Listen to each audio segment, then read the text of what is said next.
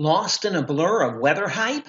I can help by bringing weather down to size and by putting the proper spin on it. There's nothing like the calming, authoritative voice of a weather expert to soothe your anxieties.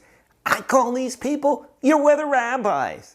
Hi, I'm David Gilhausen, a retired Weather Service meteorologist, and I help to make meaning out of meteorological madness. One of my previous videos, we looked at 6 characteristics of a fantastic weather expert. Today, we're going to look at 6 more. First, when a storm threatens, are they decisive? Do they get geographically specific with a clear call to action? Or are they vague and overwarn huge areas? I follow a brilliant young PhD on YouTube who's an expert on hurricanes. He points out details in satellite images that I would never see in a million years.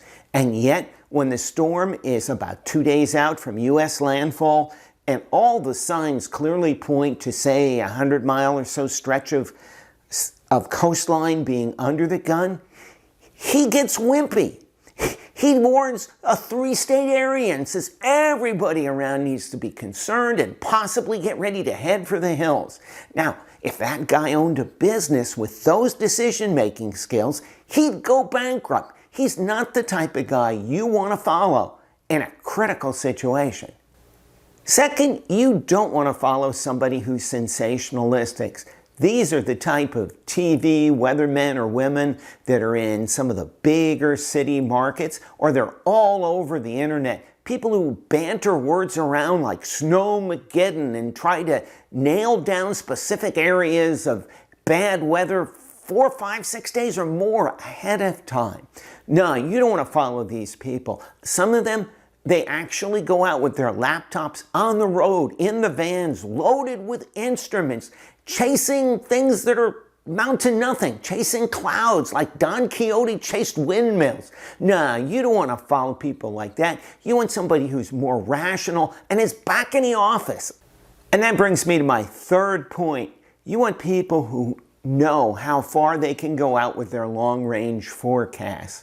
Though this cartoon is a little extreme, in the summer, there are times when it's really hard to go beyond 3 or 4 days because the systems are small. And that goes true with some hurricanes as well. We're really hard pressed to say what's going to happen after 3 or 4 days. But in the winter, that can be really different. We can get a handle on rainfall or snowfall maybe up to 5 days a week ahead of time. We can pick out long-range temperature trends out to 10 days, 2 weeks sometimes. So it's important that they know that distinction.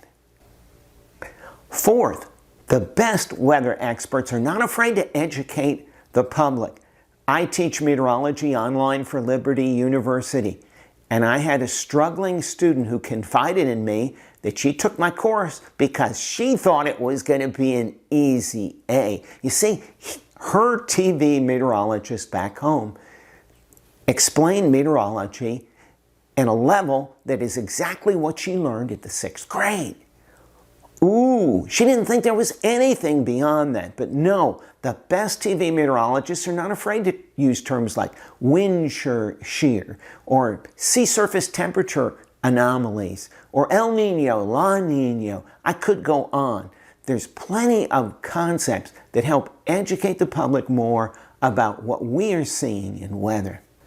Fifth, the best weather experts are involved in their community.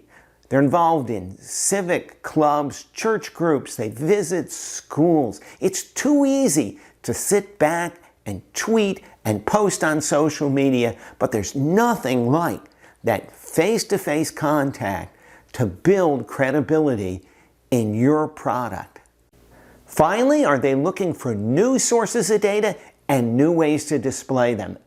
An old story here. My favorite college professor at Penn State was once a Weather Service forecaster back in the 60s in Boston, and they had a real problem during winter, snow, or rain situations. They didn't know what was going on in the Berkshires, the mountains 100 miles to the west of Boston. So he had an idea.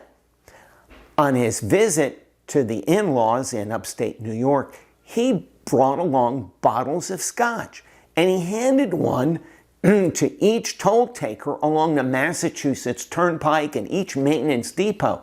And he explained who he was, the situation they were in, gave him his phone number, and asked them to call whenever there was snow or a bad situation out on the turnpike. They were inundated with information that winter.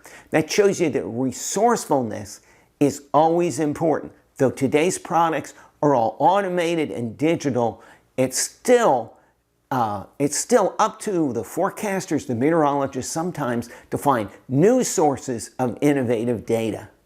So that's it. 6 more characteristics of an excellent weather expert. If you've found these videos to be helpful, please subscribe. Until next time, we'll see you.